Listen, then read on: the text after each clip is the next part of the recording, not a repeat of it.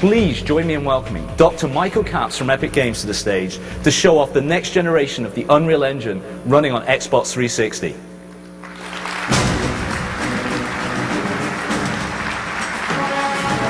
Michael, great to have you. Thanks, Chris.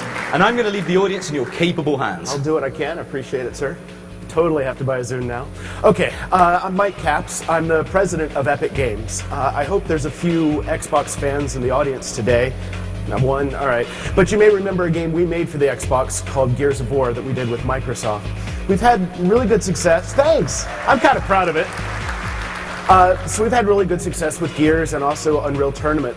But as Chris mentioned, that's not all we do. We make the Unreal Engine, which has won the Game Developer Magazine's Frontline Award the last 3 years running. So it's been about 1.5 years since we made Gears of War and launched it holiday '06. A lot of people still consider Gears to be sort of the high watermark for technology and video game graphics. But we've been pretty busy since that 18 months ago when we launched the game. We've added a lot of awesome new features to the Unreal Engine, and we've really optimized it for the Xbox 360. So I want you all to do a little thought experiment and imagine what Gears of War might look like if we were to launch it today. And I'm going to bring Tim Sweeney out. He's our CEO, and he's going to give you a glimpse into that future, tell you about the Unreal Engine. Thanks, Mike.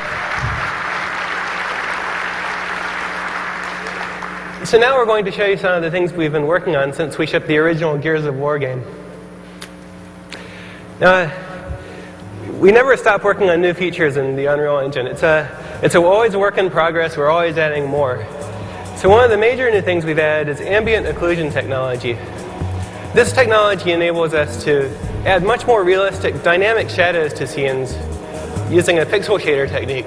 So a pixel shader traverses every single pixel in the scene and looks at how light reflects around and uses that to generate much more realistic shadow highlights on the objects in the scene. So you see much more definition in individual objects and they pop out from the backgrounds. This technique works for characters as well. We've done significant work on the character pipeline. On the left here you see Marcus Phoenix as he appears in Gears of War. And on the right he's being rendered in our new character pipeline. You see there's much greater contrast in the shadows, much greater specular lighting bouncing off of the thing. You see a lot more detail in the character overall. This is also a lot more efficient and enables us to render a lot more characters in scenes. If you remember in Gears of War, you fought the Locust Horde, where the Horde consisted of maybe like 5 or 6 locusts. But now we can really build scenes containing hordes of creatures. And here we have over 100 creatures running around in real time using flocking technology.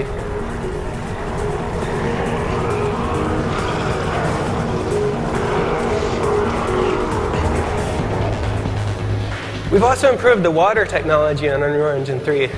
Besides the realistic water physics simulation running underneath, we also have realistic specular and environment reflections bouncing off of the water. So it captures much more of the realistic liquidy feel you see there.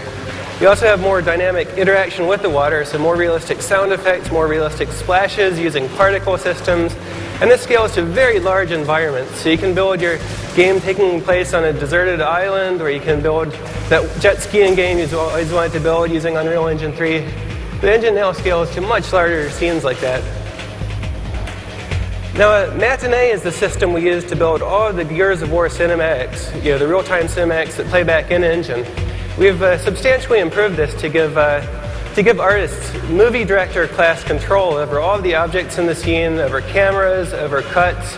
And we have a real-time preview now in engine that gives you all the visual effects of the real cinematic at a level that's not even seen in Hollywood now in their preview tools.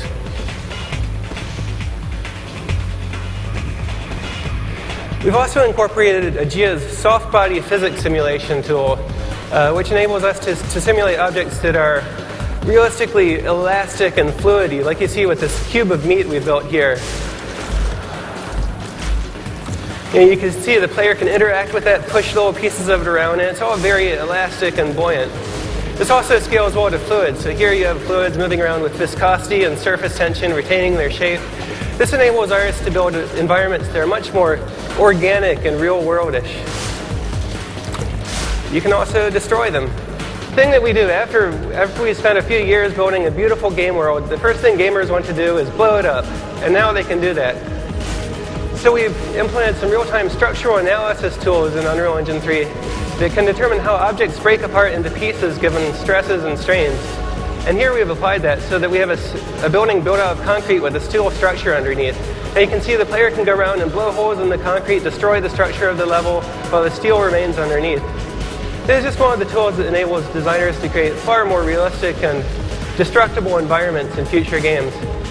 And these are just a few of the things we've been working on in Unreal Engine 3. We expect to have a lot more over the coming years as we learn to take more and more advantage of the Xbox 360's hardware power. Thank you.